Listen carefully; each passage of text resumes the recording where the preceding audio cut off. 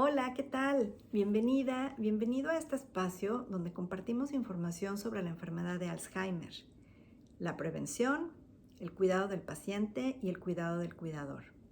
El día de hoy vamos a platicar sobre qué es la enfermedad de Alzheimer y por qué es importante contar con un diagnóstico lo antes posible. Vamos a comenzar por platicar qué es la enfermedad de Alzheimer. Primero que nada, déjame contarte que esta enfermedad recibe su nombre del neurólogo alemán Alois Alzheimer, quien en 1907 publica el descubrimiento que hizo al examinar el cerebro post-mortem de una paciente que llevaba varios años atendiendo. Una paciente, por cierto, muy joven, quien comenzó a mostrar los primeros síntomas en sus 50. No es tan común, esta enfermedad no suele manifestarse en edades tan jóvenes, pero bueno, a partir desde 1907 es que ya contamos con un nombre que designa esta demencia. ¿Y qué fue lo que descubrió? ¿Qué fue lo que encontró el neurólogo Alzheimer al examinar este cerebro? Bueno, lo que él encontró fue una reducción del tejido cerebral, y esto se debe a las diferentes proteínas que forman una placa entre las células del cerebro y ovillos dentro de las neuronas, lo que provoca que se afecte el funcionamiento del cerebro, así como su reducción. Entonces, cuando uno observa un cerebro sano y un cerebro afectado por la enfermedad de Alzheimer, vas a ver que el cerebro sano se ve llenito, completo, grande, comparado con uno afectado por Alzheimer, se ve mucho más pequeño, se ve con huecos, se ve de un tamaño mucho más reducido.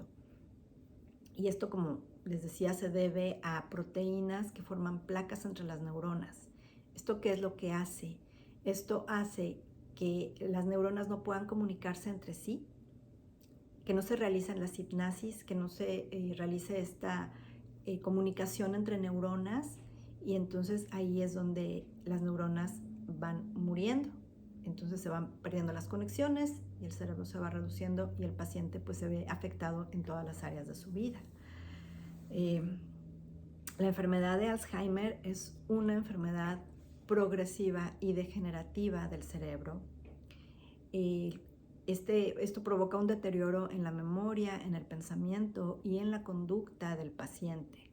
Lamentablemente, hasta el día de hoy, no existe un medicamento que revierta este mal. Esta enfermedad provoca una disminución de las funciones de las personas, lo suficientemente grave como para interferir en la capacidad de realizar sus actividades cotidianas. Y como ya había platicado en el video anterior sobre los primeros síntomas, el primer síntoma o uno de los primeros síntomas es la afectación de la memoria a corto plazo.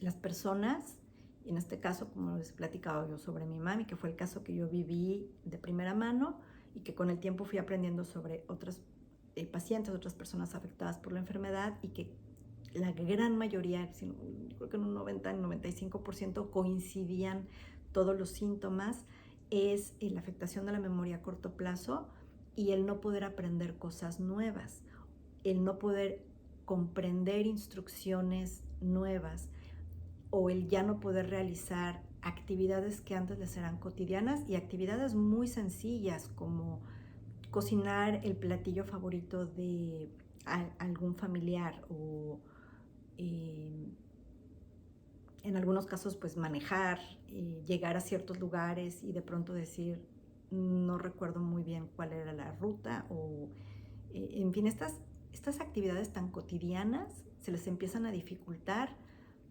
y los pacientes tampoco es que lo suelan comunicar, empiezan a sentir mucha confusión, pero no lo comunican. Y entonces aquí es donde se vuelve un poquito más difícil entender qué está pasando con el paciente y lograr un diagnóstico temprano. Al principio de la enfermedad también es muy común que las personas no encuentren la palabra correcta. Si algunos de ustedes están conviviendo o están empezando a notar síntomas en algún ser querido, en algún ser cercano, van a ver cómo no encuentran esta palabra de pásame ese que está ahí, o por ejemplo, si estamos comiendo y necesitan una cuchara, no recuerdan la palabra cuchara o pueden confundirse y utilizar el tenedor, o se quedan calladitos esperando, o con la manita te señalan como diciendo me hace falta algo, o simplemente se quedan esperando sentaditos a que tú les preguntes, vamos a comer, ¿qué te hace falta? Y cuando te das cuenta, ay, te falta la cuchara, y ellos en ese momento dicen, sí, mi cuchara, empiezan a no encontrar estas palabras o a utilizar las palabras incorrectas, ¿no? Hay, como les decía, mucha dificultad para comprender instrucciones nuevas.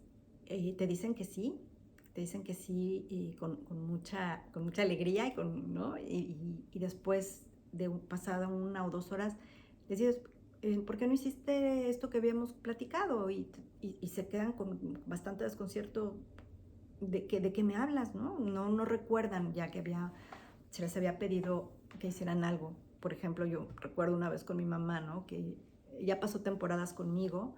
Ella tenía su casa en México, yo vivo en Estados Unidos, y empezó a pasar ciertas temporadas conmigo, 2, 3 meses, y aunque ella ya tenía los síntomas y yo no sabía identificarlos, yo no tenía idea de qué era lo que estaba pasando con ella, lo único que yo recuerdo mucho de esas primeras etapas es que ella todo el tiempo andaba como atrás de mí. ¿Qué vamos a hacer? ¿Qué hay que hacer? ¿Vamos a hacer de comer? ¿En qué te ayudo? Y a mí me sacaba un poco de onda porque yo le decía, pues ahorita no tenemos nada que hacer, si quieres ver la tele o te presto un libro, pero eran tantas su insistencia que decía, pues a lo mejor quiere ayudarme, ¿no? Y le decía, pues si quieres, mira, tengo este canasto de ropa que doblar, si quieres ayúdame con eso. Ah, sí. Y yo le decía, ahorita vengo, yo tengo que ir al súper. Me iba, regresaba, y ya cuando regresaba, pues yo veía el canasto ahí, seguía igual, y le decía, ¿no tuviste tiempo o qué fue lo que pasó? ¿De qué? Y yo decía, pero si me estabas pidiendo que en qué me ayudabas y te dije del canasto de ropa. Y yo en ese momento sí podía ver en su mirada como esta cosa de, ay, me pidió algo y no lo hice. Y me decía, es que me distraje con algo. Y empezaba a poner como pretextos para justificar esos pequeños olvidos muy al inicio de la enfermedad. Entonces, bueno, también pierden mucho el interés se pierde mucho durante la enfermedad, se pierde mucho el interés por ver televisión o por leer. Y esto se debe a que ya no tienen la capacidad de concentrarse, ya no pueden seguir el ritmo o de un programa de televisión o de una lectura o de una conversación. Recuerdo con mi mami también que en reuniones familiares de pronto ella se sentaba, cruzaba sus manitas y se quedaba callada y observaba, pero ya no participaba en la conversación. Y cuando queríamos como incluirla en la conversación, oye, ¿te acuerdas? Oye, ¿qué opinas? O era como, ay, ¿de qué? Perdón, no estaba poniendo atención. Y tampoco ahí yo sabía que era lo que... No podía yo identificar que esa desconexión o esta manera de ella excluirse de la conversación era porque ya no podía mantener el ritmo de la conversación, ya no podía, no podía seguir el hilo de la conversación, igual con un programa de televisión. Sí ponía la televisión, o le decía, ¿qué quieres ver? ¿Quieres ver un programa, una telenovela, un programa de estos de entretenimiento del espectáculo? Y me decía, sí, ponme lo que tú quieras. Pero me daba cuenta que su mirada era como, pues estoy viendo, pero realmente no estoy poniendo mucha atención. Una vez más, tampoco en ese momento yo podía identificar qué era lo que estaba pasando, ¿no? Entonces, bueno, esta enfermedad al inicio también provoca muchos cambios en la personalidad, como puede ser, o en el comportamiento, como podría ser depresión, enojo, ira. Hay que estar atentos también a estos primeros síntomas que son los primeros que se muestran con esta enfermedad. Y bueno, pues también me gustaría comentar que con el tiempo, como les había dicho, esta enfermedad es progresiva y degenerativa. No hay manera de frenarla, no hay manera de revertirla, y con el tiempo lo único que va a pasar es que el paciente va a requerir mucho más cuidado y mucha más asistencia hasta que esto sea de manera permanente. En el siguiente video voy a platicar sobre las fases del Alzheimer y ahí daré un poquito más de detalle de qué es lo que pasa en cada fase y cuánto cuidado se va a requerir para el paciente de acuerdo a la fase en la que se esté.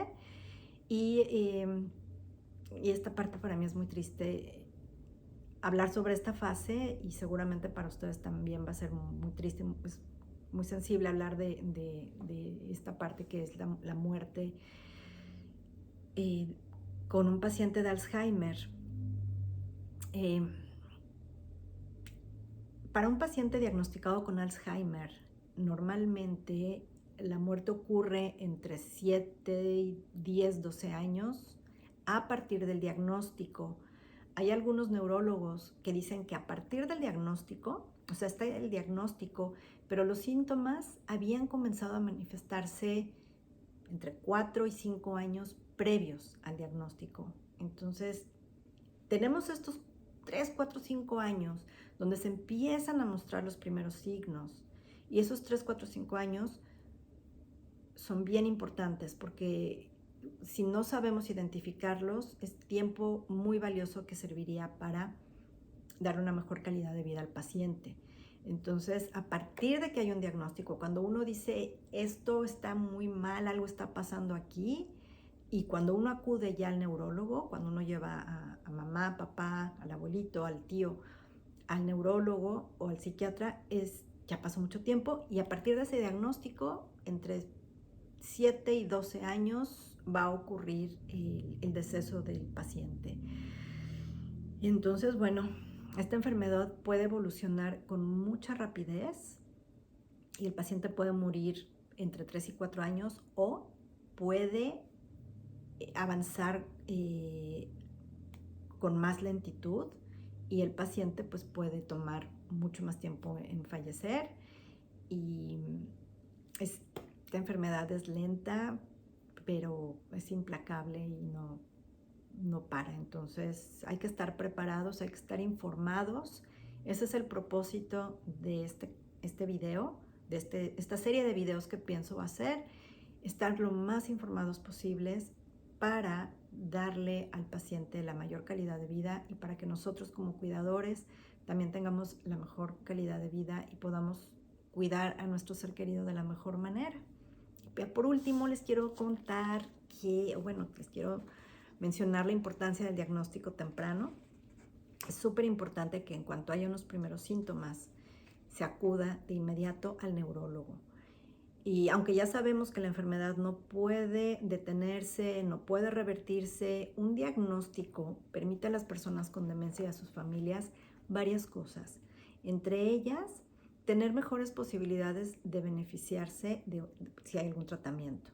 Hay algunos medicamentos aprobados que han tenido muchos años de estudio científico que pueden detener los síntomas. Falta mucha investigación, sí, pero ya hay algunos tratamientos, así que lo mejor que pueden hacer es acudir con un neurólogo, obtener el diagnóstico adecuado y el tratamiento indicado. Otro de los beneficios de contar con un diagnóstico temprano es que se puede contar con más tiempo para planificar para el futuro. Algo de lo que yo me arrepiento mucho es que a mi mamá no le dijimos, en cuanto tuvimos el diagnóstico, no se le comunicó por decisión de sus hermanos. Me dijeron es que no, ella se va a deprimir muchísimo. Ella siempre ha sido una persona muy productiva, muy activa, muy trabajadora, y sí que lo era mi mamá. Y yo en ese momento lo dudé mucho y dije, pues puede ser, tal vez sí se va a deprimir mucho al recibir ella este diagnóstico, porque obviamente ella estaba en una etapa muy temprana, ella era todavía muy consciente de muchísimas cosas, Únicamente se afectaba mucho su memoria y el repetir la misma pregunta o el mismo comentario, pero ella en ese momento aún hubiera tenido la capacidad de decidir más sobre su futuro.